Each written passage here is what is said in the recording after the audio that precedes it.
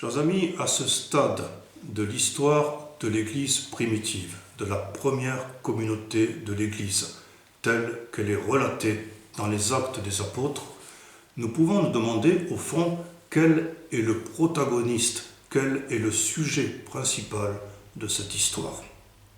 Nous avons vu que jusqu'à la fondation de l'église locale d'Antioche, c'est Pierre qui est à la manœuvre, tandis qu'à partir de cette fondation de l'église d'Antioche, saint Luc se focalise sur la personne et sur l'apostolat de Paul. Paul, qui d'ailleurs reconnaissait parfaitement l'autorité de Pierre, puisqu'il alla maintes fois à Jérusalem lui soumettre son évangile. En réalité, le protagoniste, le sujet principal de cette histoire, n'est ni Pierre ni Paul, mais c'est l'Esprit Saint. Dans les Actes des Apôtres, au chapitre 10e, on s'interroge: peut-on refuser l'eau du baptême à ceux qui ont reçu l'Esprit Saint aussi bien que nous? Entendez, ceux qui ont déjà reçu l'Esprit Saint avant que d'être baptisés. Ainsi, l'Esprit Saint s'est donné, s'est offert avant même que les apôtres ne baptisent. La grâce sacramentelle précède le sacrement. Au chapitre 13e des Actes, tandis que Barnabé, ainsi que des prophètes et des docteurs, célébraient le culte du Seigneur et jeûnaient, l'Esprit Saint dit: mettez à part Barnabé et Saul en vue de l'œuvre à laquelle je les ai appelés.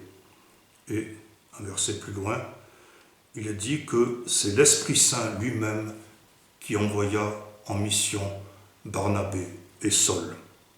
Ici, l'Esprit Saint dirige directement les opérations. Au chapitre 15e des Actes, précisément au concile de Jérusalem dont nous avons parlé hier, les apôtres disent: l'Esprit Saint et nous-mêmes avons décidé de ne pas vous imposer d'autres charges que celles-ci, qui sont indispensables, vous abstenir des viandes immolées aux idoles, du sang, des chairs étouffées et des unions illégitimes. L'Esprit Saint et nous-mêmes avons décidé. Il en va en quelque sorte d'une décision conjointe. Enfin, au chapitre 16e des Actes, alors que saint Paul et ses compagnons parcourent la Phrygie et le territoire de Galate, le Saint-Esprit, les ayant positivement empêchés d'annoncer la parole en Asie, de même qu'il ne leur permit pas d'entrer en Bithynie, saint Paul sera gratifié d'une vision d'un Macédonien.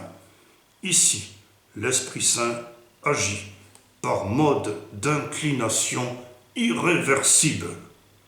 Il y a donc un empirisme fondateur. Les apôtres, certes, agissent au gré des circonstances et des nécessités. L'Esprit Saint, quand il n'est pas directement à l'initiative, ratifie les décisions des apôtres de telle sorte que leur agir devient instituant, divinement instituant. Nous appartenons à une Église conduite par l'Esprit Saint. Prenez soin de vous et prenez soin des autres.